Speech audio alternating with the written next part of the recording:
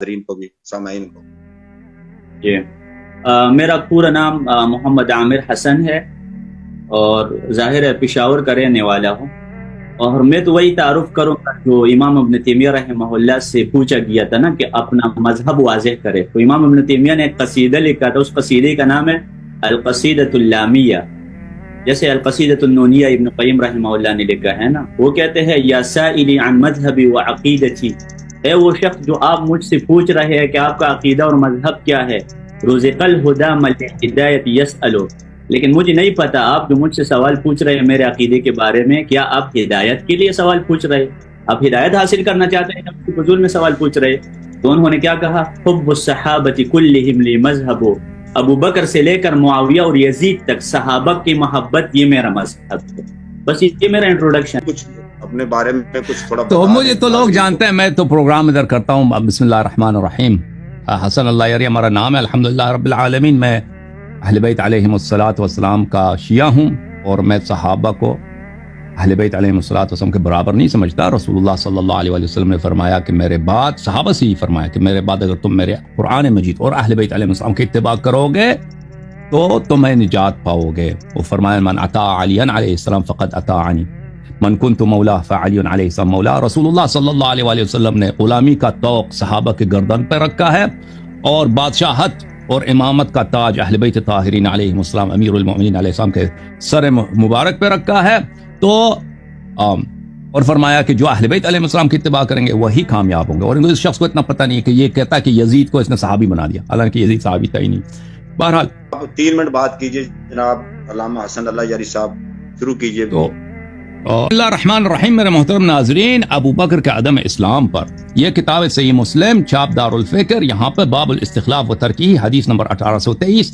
عمر صاحب جب دنیا سے جا رہے تھے تو ان سے کہا گیا کہ کسی کو جانشین بناؤ، تو اس نے کہا کہ رسول اللہ صلی اللہ علیہ وسلم دنیا سے جاتے ہوئے کسی کو جانشین نہیں بنایا، تو میں اگر نہ بناؤں تو کوئی مذمت نہیں ہے۔ اچھا، اس ہی حدیث کے ذیل میں اکمال المعلم بفوائد المسلم میں قاضی عیاض یحسبی صاحب فرماتے ہیں، جلد نمبر 6 ہے، یہاں پر صفحہ نمبر ہے 221، فرمایا کہ وفی حجت بینہ ان النبی صلی اللہ علیہ وآلہ وسلم لم ينص على خلافت ابی بکر، یہ اس میں حجت بینہ ہے کہ رسول اللہ صلی اللہ علیہ وسلم نے ابو بکر کی خلافت پہ کوئی نص نہیں چھوڑی ہے۔ وہو مذہب اہل السنت والجماعہ، اور یہ اہل سنت اور جماعت کی مذہب یہی ہے۔ کتاب مسلم بشرح النووی جلد نمبر 12 میں اسی حدیث کے ذیل میں فرمایا وفی هذا الحديث دلیل على ان النبي صلی اللہ علیہ وآلہ وسلم لم ينص على خلافت ابی بکر وهو اجماع اہل السنت وغیرہم، اور یہ اہل سنت اور دوسروں کا اجماع ہے۔ تو ابو بکر کی خلافت کیا ہے؟ ابو بکر کی خلافت اس پہ کوئی نص نہیں ہے، ان لوگوں کا اجماع ہے، اور رسول صلی اللہ علیہ وسلم کے عمر نے خود کہا ہے کہ مرتے وقت پیغمبر نے ابو بکر کو یا کسی کو خلیفہ نہیں بنایا، اور ابو بکر نے مرتے وقت عمر کو بھی خلیفہ بنایا تھا۔ اسی حدیث میں مسلم میں سے میں نے جو پڑھا ہے اس میں واضح طور پہ عمر کہہ رہے ہیں کہ ابو بکر نے مجھے مرتے وقت خلیفہ بنایا۔ تو یہاں پر میرے محترم ناظرین، ابو بکر کی خلافت اگر اللہ کی جانب سے نہیں ہے تو اس کا مطلب ہے کہ یہ بدعت ہے، اور آیات قرآن میں متعدد جگہوں پر اور احادیث میں اللہ تعالیٰ نے فرمایا ہے کہ بدعتی جو ہے وہ دین سے خارج ہوتا ہے۔ بدعت کا مطلب یہی ہوتا ہے، بدعت کا مطلب یہی ہوتا ہے کہ ایک چیز جو دین میں اللہ اور رسول صلی اللہ علیہ وسلم کا حکم نہیں ہے آپ اس کو بنا دیں۔ ابو بکر نے اپنے آپ کو خلیفہ بولا ہے، ابو بکر نے اپنے آپ کو خلیفہ کہلایا، اور اللہ نے اس کو خلیفہ نہیں بنایا، رسول صلی اللہ علیہ وسلم نے خلیفہ نہیں بنایا۔ ان لوگوں کا اس مسئلے پہ اجماع ہے۔ اچھا، تو پھر اس کا خلافت کی وجہ کیا ہے؟ اس کی مشروعیت کیا؟ کیا اللہ رسول اللہ صلی اللہ علیہ وسلم نے صحابہ کو بولا تھا کہ میں کسی کو خلیفہ نہیں بنا رہا ہوں، تم میرے بعد کسی کو خلیفہ بنا لینا؟ یہ بھی کوئی نہ کوئی حدیث ہے، نہ کوئی روایت ہے، کچھ بھی نہیں۔ تو یہ انہوں نے سیاست کر کے خلیفہ بنایا، خلافت کو غصب کیا ہے۔ اصل حق خلافت امیر المؤمنین علیہ الصلوۃ والسلام کا ہے، جیسا کہ متعدد احادیث میں وانت خلیفتی فی کل امت وانت خلیفتی فی کل مؤمن من بعدی، یہ حدیث صحیح اسانید کے ساتھ موجود ہے۔ یہ کتاب ہے صحیح بخاری چھاپ دار احیاء تراث العربی، یہاں پر حدیث نمبر ہے 4625۔ یہاں پر رسول اللہ صلی اللہ علیہ وسلم فرماتے ہیں کہ میرے بعد صحابہ کو روز قیامت میں تم سے پہلے حوض کوثر پہ پہنچ جاؤں گا، اور میرے صحابہ جہنم کی طرف لے کے جائیں گے۔ میں کہوں گا یا اللہ یہ تو میرے صحابہ ہیں۔ اللہ کی جانب سے ندا آئے گا کہ انہوں نے آپ کے بعد دین میں بدعت داخل کی ہے، یہ لوگ مرتد ہیں، یہ مرتد ہیں۔ تو صحابہ رسول پاک صلی اللہ علیہ وسلم کے بعد مرتد ہوئے، وجہ ارتداد بدعت ہے، یہ صحیح حدیث ہے، بخاری میں موجود ہے، اور بھی آیات موجود ہیں۔ تو اور ابو بکر کی خلافت بدعت ہے بالاجماع، میں نے ان کی کتاب سے ثابت کر دیا۔ 3 منٹ ختم ہو گیا. ہاں جی ٹائم ختم. جی عامر صاحب ہمارے گفتگو اس بارے میں ہو رہی تھی کہ میں ابو بکر رضی اللہ تعالی عنہ کا اسلام ثابت کرنا چاہتا ہوں اور ان کا دعویٰ ہے کہ نہیں ابو بکر کافر ہے. ابھی ہمارے گفتگو اس بارے میں ہو رہی تھی، لیکن انہوں نے جو حدیث پیش کی وہ تو ابو بکر کی استخلاف کے بارے میں ہے. یہ الگ موضوع ہے کہ کیا ابو بکر کا استخلاف خلیفہ بنانا منسوس ہے یا غیر منسوس ہے، یہ تو الگ موضوع ہے. اس کے لیے تو میں آپ سے ٹائم لوں گا، الگ میں آپ کے ساتھ بحث کروں گا، وہ تو الگ موضوع ہے نا. آپ کی دلیل دعویٰ کے مطابق نہیں ہے، دلیل دعویٰ کے مطابق پیش کرے. یہ تو استخلاف کی بات کر رہے ہیں نا کہ پیغمبر نے استخلاف کے بارے میں تصریح نہیں کی ہے. وہ تو بعد میں انشاءاللہ اپنا موقف پیش کروں گا کہ کیا ابو بکر جو خلیفہ بنا ہے وہ صحابہ کے مشورے سے خلیفہ بنایا تھا یا پیغمبر صلی اللہ علیہ وسلم کی نص سے یا قرآن کی نص سے خلیفہ بنا. یہ تو الگ مسئلہ ہے. آپ تو ایمان اور کفر کے بارے میں بات کر رہے ہیں.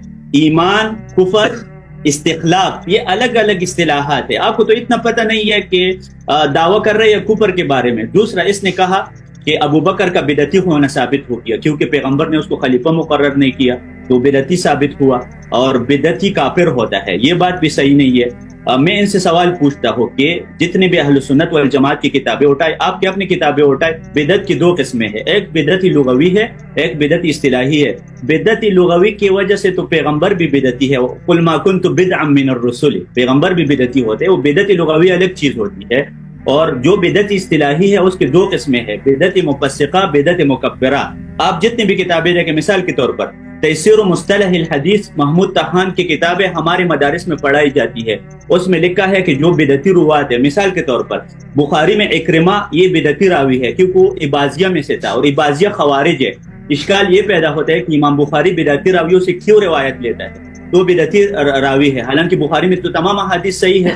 تو بدعتی کافر نہیں ہوتا، کافر سے کوئی روایت نہیں لیتا. لیکن امام بخاری نے اکرمہ سے روایت لیا ہے. ان سے پوچھے امام بخاری نے اکرمہ سے کیوں روایت لیا، حالانکہ تو ہر بدعتیوں کو ہم کافر نہیں سمجھتے. یہی وجہ ہے کہ ہم دیوبندیوں کے بارے میں یہ عقیدہ رکھتے ہیں کہ دیوبندی بدعتی ہے لیکن کافر نہیں ہے، کیونکہ بدعت کے 2 قسمیں ہے، بدعت مکفرہ اور بدعت مفسقہ. وہ بدعت جو انسان کو دین سے خارج کرتا ہے، جیسے شیعہ کی بدعت ہے، روافض کی بدعت ہے، یہ بدعت مکفرہ ہے کیونکہ ان لوگوں کو ہم کافر سمجھتے ہیں. اور دوسرا بدعت مفسقہ، وہ بدعت جو انسان اس کی وجہ سے کافر نہیں ہوتا.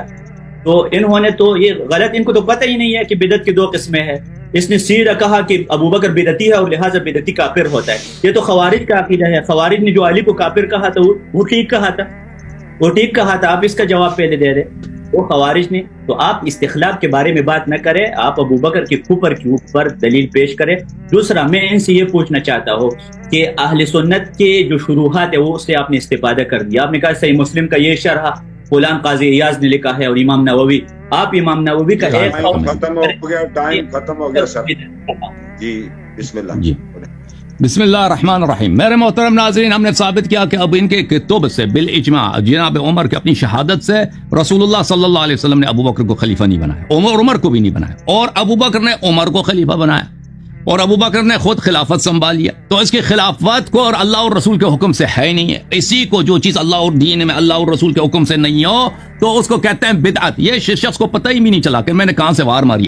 کہتے ہیں آپ خلافت پہ بات کر رہے ہیں، آپ کفر پہ بات نہیں کر رہے. اور بھائی جب قرآن کی واضح آیات ہیں، احادیث موجود ہیں کہ صاحب بدعت کافر ہوتا ہے، صاحب بدعت جہنمی ہوتا ہے، جب بدعت جیسا بھی ہو جہنمی ہوتا ہے. تو اب ہم نے اس کی خلافت ہی کا ابو بکر اور عمر دونوں کی خلافت کو ان کا وجہ ارتداد ثابت کر دیا. یہ کتاب صحیح سنن نسائی محمد ناصر الدین البانی کی تصحیح کے ساتھ یہاں پہ دیکھو.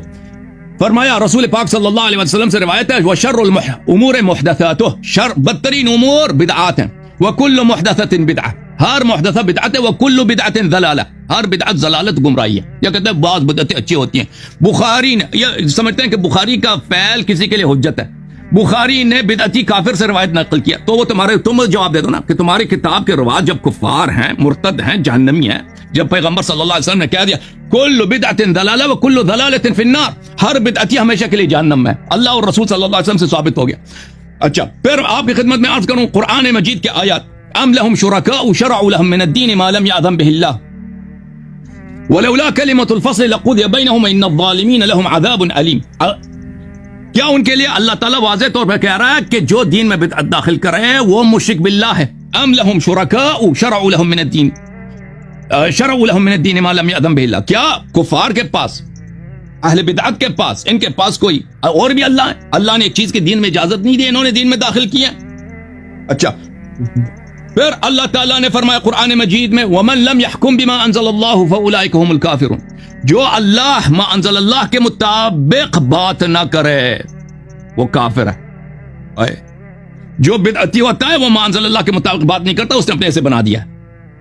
ابو بکر کی خلافت نہ من جانب اللہ نہ من جانب الرسول صلی اللہ علیہ وسلم ہے، وہ ہم نے ثابت کر دی تمہارے اجماع کے ساتھ۔ عمر بن خطاب کے اپنے اعتراف سے، ابو بکر کی اپنی خلافت بدعت، اس نے عمر کو خلیفہ بنایا، عمر کی خلافت بھی بدعت، اور اس کا یہ عمر کو خلیفہ بنانا یہ بدعت۔ یہ متعدد وجوہ ہیں کہ بدعتی جو بھی ہو، رسول پاک صلی اللہ علیہ وسلم نے فرمایا کہ کل بدعت ضلالہ وکل ضلالۃ فی النار، بدعت جیسا بھی ہو، وہ آپ کہتے ہیں بعض بدعتیں اچھی ہوتی ہیں، بھائی جب پیغمبر نے کہہ دیا کہ سب بدعتیں ضلالت ہیں اور یہ انسان کے لیے خلود فی النار ہے، تو یہ اس کا خلود فی النار ثابت ہو گیا۔ پھر اللہ تعالیٰ کا وَمَنْ أَظْلَمُ مِمَّنْ اِفْتَرَى عَلَى اللَّهِ كَذِبًا أَوْ كَذَّبَ بِآيَاتِهِ، واضح طور پہ جو دین میں بدعت لاتا ہے وہ اللہ کا مکذب ہے، اللہ کا مکذب کافر ہے۔ ٹائم ختم ہو گیا جی، ٹائم۔ بسم اللہ الرحمن الرحیم، میری آواز آ رہی ہے؟ آ رہی ہے جی۔ سب سے پہلی بات یہ ہے، انہوں نے کہا کہ قرآن مجید کے آیات وَمَن لَّمْ يَحْكُم بِمَا أَنزَلَ اللَّهُ فَأُولَٰئِكَ هُمُ الْكَافِرُونَ، جو اللہ تعالیٰ کے قانون کے مطابق فیصلہ نہیں کرتا وہ لوگ کافر ہے۔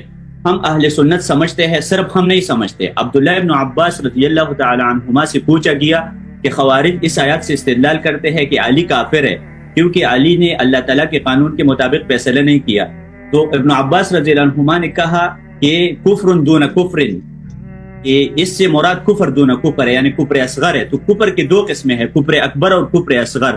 جب کفر کی دو قسمیں ہو سکتے ہیں، ایک بڑا کفر جس کی وجہ سے انسان دین سے خارج ہو جاتا ہے، اور ایک چھوٹا کفر جس کی وجہ سے انسان دین کی خارج نہیں ہو سکتا، تو من باب اولا قیاس کی وجہ سے میں کہہ سکتا ہوں کہ بدعت کی بھی دو قسمیں ہو سکتے ہیں، ایک بدعت مکفرہ، وہ بدعت جس کی وجہ سے انسان دین سے خارج ہو سکتا ہے، بدعت مفسقہ۔ اس کی دلیل یہ ہے، میں ان سے پوچھتا ہوں علی کے بارے میں آپ کا کیا خیال ہے؟ اس طرح تو علی بھی نعوذ باللہ کافر بن جائے گا، اگر کہ میں علی کو کافر نہیں کہتا، میں نمک حرام نہیں ہوں، میں ابو بکر کو پہلا نمبر مانتا ہوں، عمر کو دوسرے نمبر پر مانتا ہوں، عثمان کو تیسرے، علی پر چوتھے نمبر۔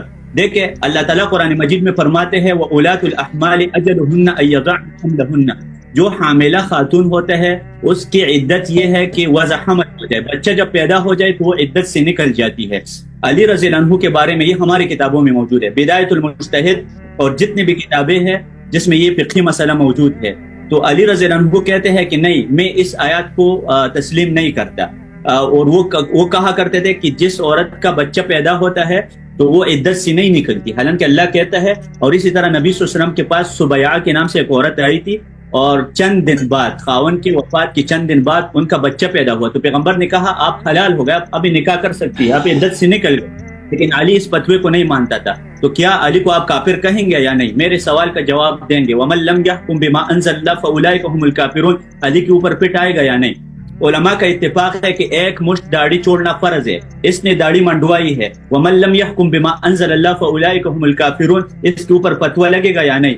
یہ کیا جواب کرے گا؟ ظاہر ہے یہی جواب کرے گا کہ کفر اصغر مراد ہے، چھوٹا کفر مراد ہے۔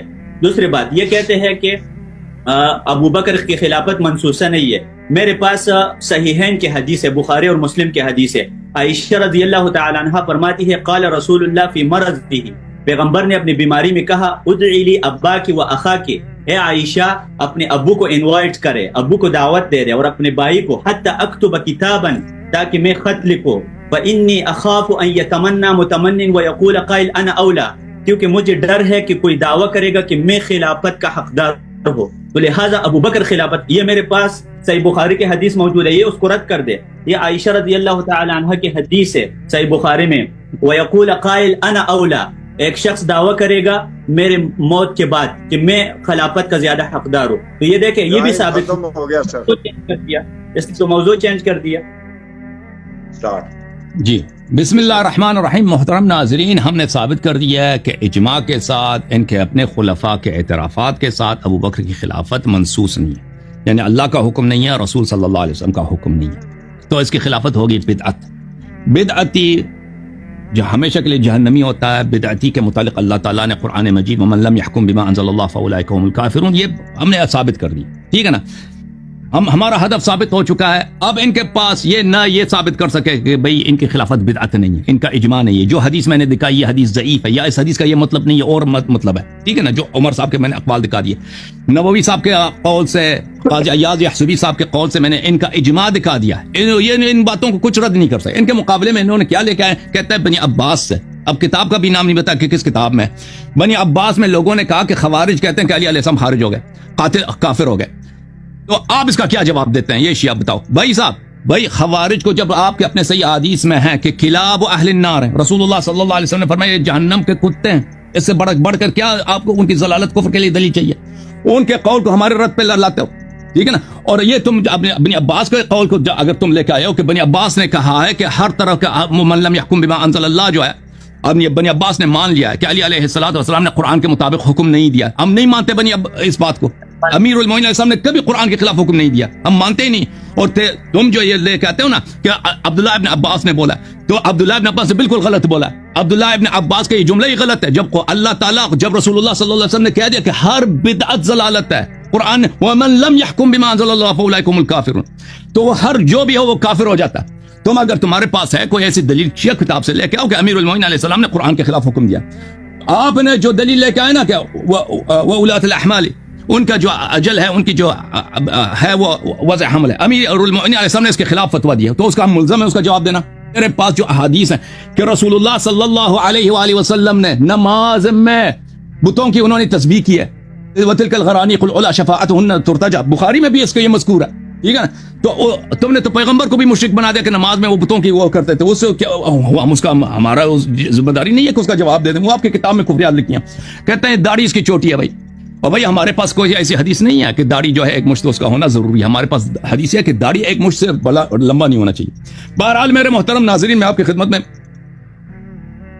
مزید باتیں عرض کروں کہ یہ کتاب ہے ان کا غایت المرام فی علم الکلام, تالیف سیف العامدی. یہاں پہ معتقد اہل السنہ اہل الحق من اہل السنہ و اصحاب الحدیث ان التعین غیر ثابت بالنص. ہمارے پاس کہتا ہے ہمارا عقیدہ ہی اہل سنت کا کہ کس تعین ثابت نہیں ہے. تو اب آپ جو حدیث پہ اشارہ کر رہے تھے نا عائشہ کی, یہ آپ کا یہ اجماع کے خلاف ہے. یہ کتاب ہے الحسام المسلول, اس میں لکھا ہے وقد انعقد الاجماع على انه صلی اللہ علیہ وسلم لم ينص على امته, کہ نص خلافت پہ نص نہیں ہے. اجماع کے مقابلے میں تم حدیث نہیں لا سکتے بھائی. جی سر.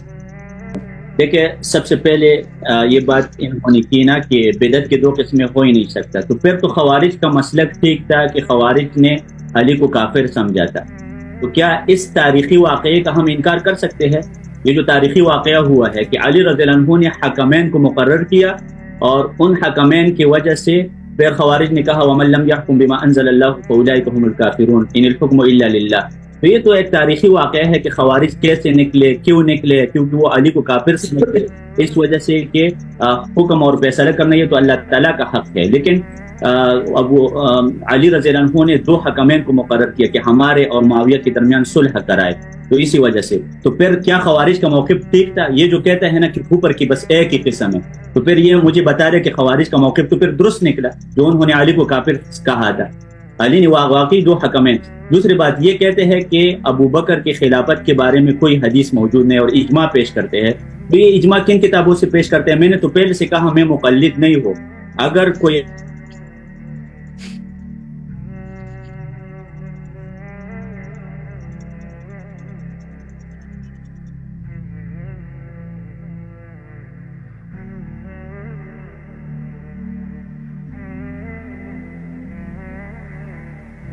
فریز ہو گئے, انتظار کرتے ہیں آ جائیں گے. میں نے ٹائم سٹاپ کر دیا. ٹائم سٹاپ کر دیں, واپس آ جائیں.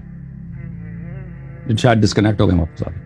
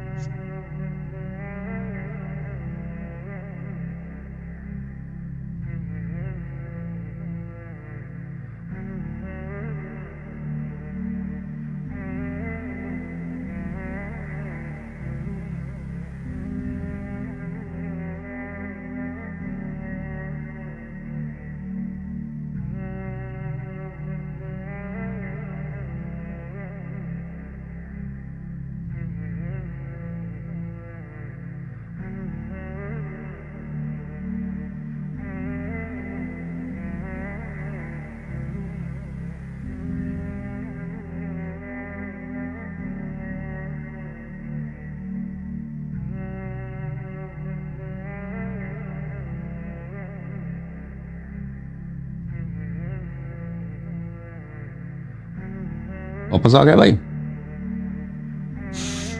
ہم خاموش تھے، ہم نے کچھ نہیں بولا ہے آپ کے غیاب میں. آ گئے ہیں جی، طارق صاحب آ گئے ہیں. نیٹ پرابلم ہے ہمارا. کوئی مشکل نہیں، کوئی مشکل نہیں، بسم اللہ کریں. دیکھیں میری آواز آ رہی ہے؟ آ رہی ہے بھائی. جی میرا ان سے سوال ہے کہ کیا آپ اس تاریخی واقعے کو تسلیم کرتے ہیں یا نہیں؟ یعنی یہ تاریخی واقعے کا کوئی بیک گراؤنڈ ہے یا نہیں ہے کہ خوارج کیسے نکلے تھے علی کے اوپر جو خروج کیا تھا، وہ علی کو ایک گناہ سمجھے اس کو، یا یہ ہے کہ انہوں نے حکمین کو مقرر کیا تھا؟ گناہ تو ہے ہی نہیں ہے، لیکن خوارج سمجھتے ہیں کہ فیصلہ اللہ کا حق ہے. تو آپ نے دو لوگوں کو فیصلے کا حق کیوں دیا ہے؟ اس وجہ سے خوارج نے ان کی تکفیر کی تھی، اور خوارج وہ لوگ ہیں جو مسلمانوں کو کافر سمجھتے ہیں.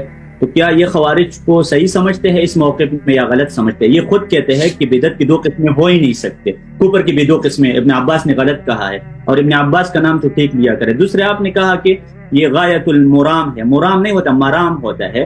رام یروم سے مرام یہ آتا ہے، مصدر میمی آ جائے یا ضرب آ جائے. جیسے مسجد ہے نا، میم کے اوپر زبر ہوتا ہے، پیش نہیں ہوتا. آپ کو یہ لغت کبھی نہیں پتا جی. اور پچھلے ہفتے مجھے کہتے تھے دو لفظ لغت آپ کو آ جائے.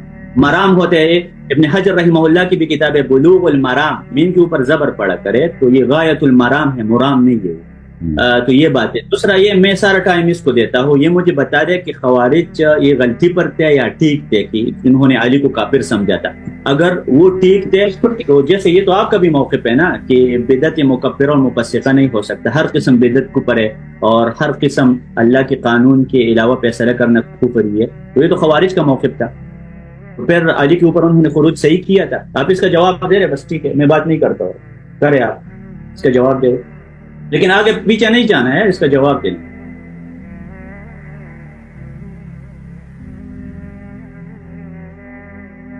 آپ آواز کھول دیں، طارق صاحب کی آواز نہیں آ رہی ہے، مائک کھول دیں ان کا.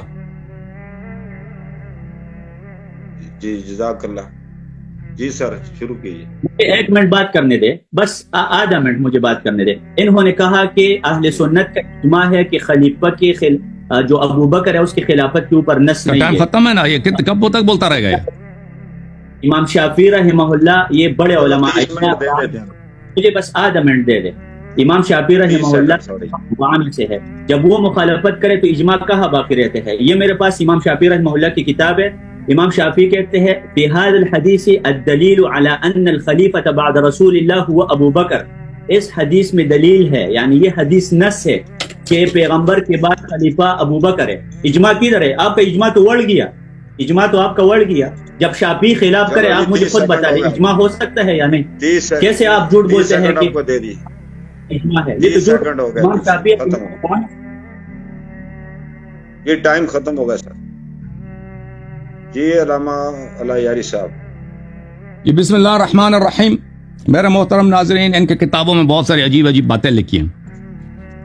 اب یہ جو ہیں ان کے قرآن مجید کا فرمان ہے وَقُولُوا لِلنَّاسِ حُسْنًا، لوگوں سے اچھی طرح باتیں کرو. وَلَقَدْ كَانَ لَكُمْ فِي رَسُولِ اللَّهِ صلی اللہ علیہ وسلم أُسْوَةٌ حَسَنَةٌ وَإِنَّكَ لَعَلَىٰ خُلُقٍ عَظِيمٍ. پھر انہی کی کتاب مسلم ایک باب ہے کہ رسول خدا صلی اللہ علیہ وسلم بے گناہ لوگوں کو گالی دیتے تھے، نفرین بھی کرتے تھے، ان کو مارتے پیٹتے بھی تھے. تو ہم ذمہ دار نہیں. اگر آپ کی کتابوں میں کوئی ایسی روایت ہے جو رسول پاک صلی اللہ علیہ وسلم کی عصمت کے خلاف، ان کی نبوت کے خلاف ہے کہ انہوں نے مثلا شیطان یا بتوں کی پوجا کی ہے، وہ آپ کی کفریات ہیں. ہم سے نہ مانگو کہ اس کو توضیح دے دو. تم کسی کتاب سے کوئی بات لے کے آؤ، ہم اس کا جواب دینے کے تیار ہیں. خوارج آپ کے پاس بڑے عزیز ہیں. اسی اکرمہ کا آپ نے ذکر کیا، اکرمہ خود خارجی تھا. اکرمہ خود خارج، کلاب اہل النار ہے. یہ کلاب اہل النار، ان کے پاس صحیح حدیث ہیں کہ خوارج کلاب اہل النار. کہتے ہیں کہ خوارج نے امیر المومنین صاحب کی تکفیر کی ہے کہ انہوں نے اسلام کے خلاف، قرآن کے خلاف حکم دیا. اور بھائی ہے یہ کافر، ان کو تم مجھ سے کیوں پوچھتے ہو؟ یہ آپ کی نہایت جہالت ہے، کس طرح کے سوال کرتے ہو؟ آپ کو یہ چاہیے کہ بھائی کوئی ایک چیز تو آپ تم دکھاؤ نا شیعہ کتاب سے کہ آپ کے کتاب میں لکھا ہے کہ وہاں پر فلاں امام نے قرآن کے خلاف نے فیصلہ سنا دیا. ہم ہمارا وقت مذہب اسی وقت ہی باطل ہو جائے گا. اگر آپ ہماری کتابوں سے ثابت کریں صحیح سند کے ساتھ کہ بھئی علی علیہ السلام نے قرآن کے خلاف، بالکل وہ فسق ہے، بالکل کوئی قرآن کے خلاف فیصلہ سنا وہ کفر ہے. ہم بالکل اس بات میں کسی ایکسیپشن کے قائل نہیں ہیں. ٹھیک ہے نا؟ تو ہم نے الحمدللہ ثابت کر دیا آپ کی کتابوں سے کہ ابو بکر کی خلافت بدعت ہے. اچھا اب مزید میرے محترم ناظرین، اب میں نے عمر صاحب کا اپنے قول سے دکھا دیا کہ عمر صاحب کی تصریح ہے کہ ابو بکر کی خلافت منسوخ نہیں ہے، وہ تو میں نے دکھا دیا، اور اس حدیث کا کوئی اور معنی بنتا ہے؟ اور معنی بنتا ہی نہیں ہے۔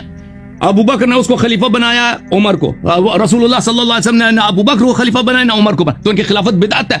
ومن لم يحكم بما انزل الله فاولئك هم الكافرون، اور یہ بدعتی جو پیغمبر صلی اللہ علیہ وسلم، میں نے اپنی کتاب سے حدیث دی، کسی ایک حدیث کو تو تم اس کا جواب دے دینا بھائی صاحب، تم کو اتنا لغت آتا ہے، تم اتنے فاضل، ایک حدیث کا جواب دے دیتے نا کہ پیغمبر صلی اللہ علیہ وسلم نے کہا کہ میرے بعد میں روز قیامت کو میں حوض کوثر پہ رہوں گا، تو کچھ لوگ جہنم کی طرف لائے جائیں گے، میں کہوں گا یہ تو میرے صحابہ ہیں، کہا جائے گا انہوں نے دین میں بدعت داخل کیا، انہوں نے دین میں بدعت داخل کی، یہ آپ کے مرتے ہی مرتد ہو گئے۔ تو یہ کون ہے؟ وہ صحابہ جنہوں نے دین میں بدعت داخل کیا، رسول صلی اللہ علیہ وسلم کے مرتے ہی یہ مرتد ہو گئے، یہ کون ہے بھائی؟ یہ کون ہے؟ میں نے تو ارتداد، میں نے تو ثابت کر دیا کہ کون تھے رسول صلی اللہ علیہ وسلم کے مرنے کے ساتھ ہی انہوں نے دین میں بدعت داخل کیا۔ یہ ابو بکر عمر کی خلافت کے سوا کچھ بھی نہیں ہے۔ آپ مجھے بتائیں نا کہ ان کے وفات کے فوراً بعد دین میں انہوں نے بدعت داخل کیا، یہ مرتد ہو گئے، وہ کون صحابت ہے؟ آپ کیوں نہیں جواب دے رہے؟ میں نے یہ تو آپ کی اپنی کتابوں سے دکھا دیا۔ اچھا یہ کتاب ہے بھائی صحیح بخاری، چاپ دار ہے تراث العرب، یہاں پہ ملاحظہ فرمائیے، یہ صفحہ نمبر 451 ہے، حدیث نمبر 3468، اس میں ثقیفہ بنی ساعدہ میں انصار نے کیا کہا؟ وقت ختم ہے جی، ٹائم ختم ہے جی۔ 30 سیکنڈ لے سکتے تھے، چلے آپ نے 30 سیکنڈ لے لوں؟ 30 سیکنڈ لے لیتا ہوں، یہ حدیث میں ختم کر لیتا ہوں، 30 سیکنڈ ان کو دیے، 30 سیکنڈ لے لیتے ہیں بھائی، 30 سیکنڈ لے لیتے ہیں۔ یہ اس حدیث میں یہ ہے کہ انصار نے کہا کہ کہ خلافت ہماری ہونی چاہیے، عمر نے، ابو بکر صاحب نے کہا کہ نہیں، ہم عمراء ہیں، آپ وزراء ہیں، اور ہم جو ہیں عرب آپ کو نہیں مانیں گے کیونکہ آپ قریش میں نہیں ہیں، ہم اوسط العرب دارا واعربهم احسابا، اور ہم جو ہیں عرب کے سینٹر میں سے، عرب کے جو تاج ہے، ہم قریش ہیں، ہم جو ہیں سب عربوں سے زیادہ عربی ہیں۔ اور بھائی ابو بکر کی خلافت پہ نص نہیں ہے تو تبھی استدلال کر رہا ہے کہ ہم قریشیت پہ استدلال کر رہے ہیں خلافت کے لیے۔ اس نے کہا کہ فبایعوا ابو عمر او ابو عبیدہ یا عمر سے جا بیعت کر لیں، تو ابو بکر کی خلافت پہ نص نہیں ہے نا۔ کرتے ہیں کہ اہل سنت کا اجماع ہے کہ ابو بکر کی خلافت منسوخ نہیں۔ جی ٹائم لگا دیں، جی ٹائم لگا دیں۔ یہ دعویٰ کر رہا ہے کہ اہل سنت کا اجماع ہے کہ ابو بکر کی خلافت منسوخ نہیں ہے۔ میں نے پیش کیا کہ امام شافعی مخالفت کر رہا ہے، یہ جواب دے دے، یہ جواب دے دے۔ یہ تو باقی علماء کے اقوال کو لیتے ہیں، اگر یہ ابو بکر کا کفر اہل سنت کی کتابوں سے ثابت کرنا چاہتے ہیں تو ظلم کیوں؟ پھر صرف باقی علماء کے اقوال مان کر امام شافعی کو کیوں چھوڑ رہے ہیں؟ یا تو یہ ہے کہ اہل سنت کے درمیان یہ تعارض موجود ہے، اگر یہ اہل سنت کی باقی کتابوں سے استفادہ کر رہا ہے اور ابو بکر کی کفر کے اوپر دلائل پیش کرتے ہیں جو یہ پیش نہ کر سکا ابھی تک، استخلاف کے مسئلے پہ چلے گیا، تو میں کہتا ہوں کہ امام شافعی رحمہ اللہ کی اس قول کا کوئی اعتبار ہے یا نہیں ہے؟ امام شافعی تو ائمہ اربعہ میں سے ہے، اگر امام شافعی مخالفت کرتا ہے تو پھر تو اجماع نہیں رہا نا۔ اجماع تو کیا ہوتا ہے؟ اتفاق العلماء بعد وفات النبی صلی اللہ علیہ وسلم على امر من الامور بتصریح کل واحد منه انه موافق للحکم، تمام علماء اتفاق کرتے ہیں کہ یہ میں مانتا ہوں، تو کہاں پر علماء اتفاق کیا ہے؟ تو اجماع ہوا ہے۔ امام شافعی کہتے ہیں وفي هذا الحديث الدلیل على ان الخلیفۃ بعد رسول اللہ هو ابو بکر۔ ادھر دیکھیں ان الخلیفۃ یہاں پر مبتدا ہے اور ان اس کے اوپر داخل ہوا ہے، مبتدا بھی معرفہ ہے، ہوا ابو بکر، ہوا ضمیر فصل ہے، ابو بکر خبر ہے، اور جب مبتدا بھی معرفہ ہو خبر بھی معرفہ ہو تو تعریف الجزئین یفید الحصر، حصر کا فائدہ دیتا ہے، یعنی صرف اگر کوئی ہے تو صرف ابو بکر ہے اور پیغمبر کے بعد جو خلیفہ ہے، اور اس کے بارے میں بہت سارے احادیث موجود ہے، ہمارے پاس قیاس بھی دلیل ہے، عقل بھی یہ کہتا ہے۔ دیکھیں بخاری کی حدیث ہے کہ پیغمبر صلی اللہ علیہ وسلم نے کہا تھا ابو بکر نماز پڑھائے گا، اور نماز پڑھانا امامت صغرا ہے، اور امامت صغرا جس کے لیے ثابت ہو جائے اس کے لیے امامت کبریٰ من باب اولا ثابت ہو گیا۔ تو یہ قیاس بھی یہ کہتا ہے، عقل بھی یہ کہتا ہے۔ جیسے ہم کہتے ہیں بینس حلال ہے کیونکہ یہ بینس اس وجہ سے حلال ہے کہ یہ بہیمت الانعام میں سے ہے، کیونکہ گائے حلال ہے، تو اسی طرح ہم قیاس کو مانتے ہیں، قیاس ایک دلیل ہے، شیعہ بھی اس کو مانتے ہیں، جیسے رضی کی کتاب میں ہے الذریعۃ فی علم الوصول، تو قیاس بھی یہ کہتے ہیں جب پیغمبر صلی اللہ علیہ وسلم کہتے ہیں کہ سد کل باب الا باب ابی بکر، ابو بکر کا دروازہ نہیں بند کرنا ہے، نماز وہی پڑھائے گا، یہ بخاری، تو یہ ظلم کیوں ہے؟ یہ بخاری سے احادیث پیش کر رہا ہے، یہ حدیثی کیوں نہیں مان رہا؟ ابو بکر کی ایمان کے بارے میں، ابو بکر کی امامت صغرا کے بارے میں جو حدیثیں ہے، یہ کیوں ظلم کر رہا ہے ہمارے احادیث کے ساتھ؟ کیا بخاری کی تمام احادیث حجت نہیں ہے ان کے لیے؟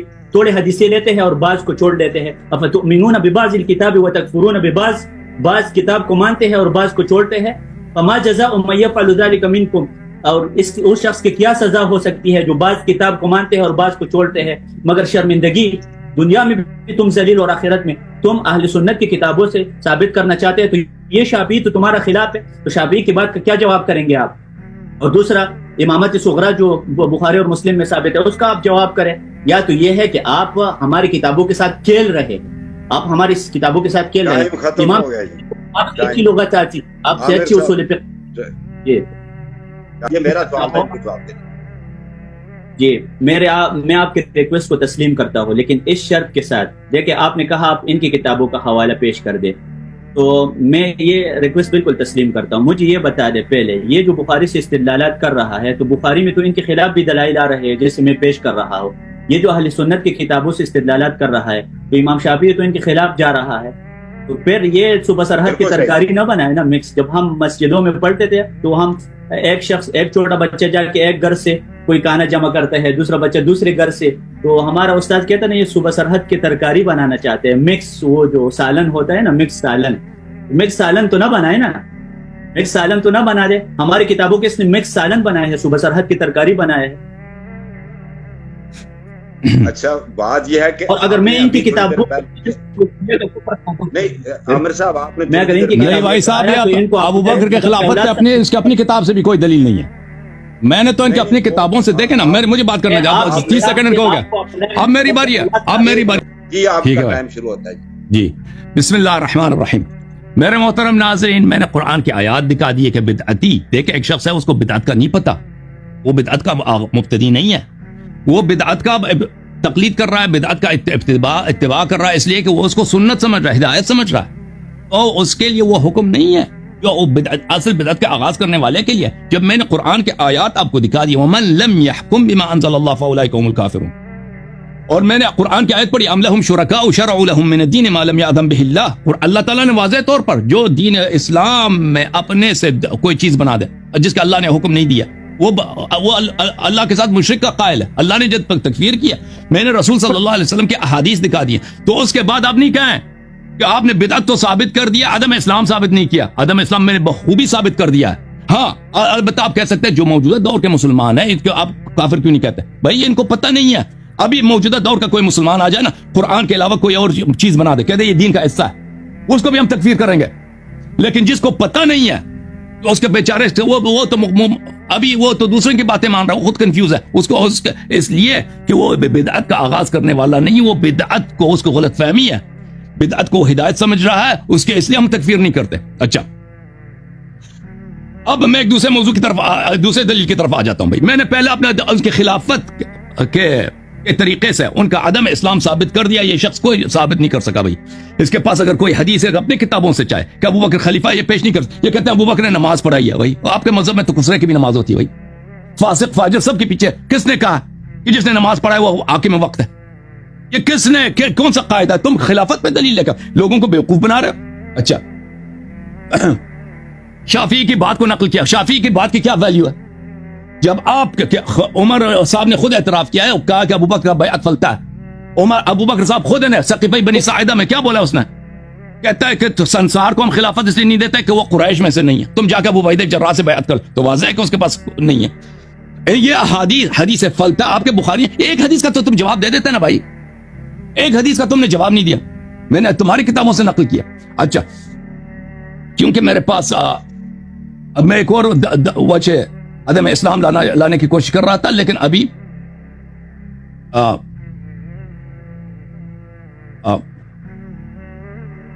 میرے پاس وقت کم ہے تو میں کچھ بدعتی کے کافر ہونے کے دلائل پیش کرتا ہوں. یہ کتاب سورہ قرآن مجید میں سورہ عنکبوت، وَمَنْ أَظْلَمُ مِمَّنِ افْتَرَى عَلَى اللَّهِ كَذِبًا أَوْ كَذَّبَ بِالْحَقِّ لَمَّا جَاءَ. یہ شخص جو ہے نا ابن تیمیہ کا ماننے والا ہے. اللہ تعالیٰ جانتا ہے ابن تیمیہ اپنے مختلف تصنیفات میں اس آیت سے بدعتی کے کفر پہ استدلال کرتا ہے. وَمَنْ أَظْلَمُ مِمَّنِ افْتَرَى عَلَى اللَّهِ كَذِبًا أَوْ كَذَّبَ بِالْحَقِّ لَمَّا جَاءَ. جو شخص اللہ پہ کذب کا افطرا کرتا ہے یعنی بدعتی، اور جو تکذیب قرآن کرتا ہے یعنی زندیق کافر، یہ دونوں برابر ہیں. یہ اللہ تعالیٰ کا فرمان ہے. أَلَيْسَ فِي جَهَنَّمَ مَثْوًى لِلْكَافِرِينَ. کیا جہنم میں کافروں کا ٹھکانہ نہیں ہے؟ جی سر ٹائم ختم. جی دیکھیں، سب سے پہلے یہ ہے، یہ شخص قرآن مجید سے خود استدلال کر رہا ہے کہ بدعتی کافر ہے، اپنے طرف سے آیات کو سمجھ رہا ہے۔ دیکھیں، نبی صلی اللہ علیہ وسلم نے فرمایا تھا سیأتی قوم یجادلونکم بشبہات القرآن، بعد میں کچھ لوگ آئیں گے اور قرآن مجید کی متشابہ آیات سے استدلال کریں گے، کیونکہ سورۃ آل عمران میں اللہ تعالیٰ فرماتے ہیں کہ قرآن مجید